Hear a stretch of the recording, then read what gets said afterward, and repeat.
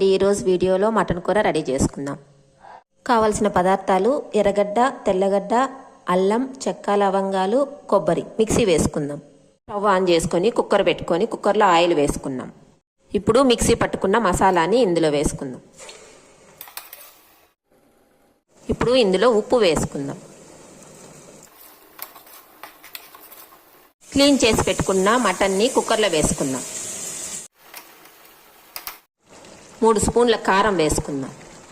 కొద్దిగా పసుపు, 3 స్పూన్ల ధనియాల పొడి. ఇప్పుడు అంతా ఒకసారి కలుపుకుందాం. ఇప్పుడు 1 గ్లాస్ నీళ్లు వేసుకుందాం. కుక్కర్కి మూత పెట్టి 4-5 విజిల్స్ వచ్చేంత వరకు ఉడికించుకుందాం.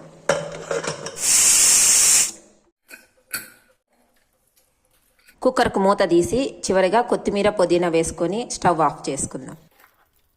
అంతేనండి, మటన్ కూర రెడీ.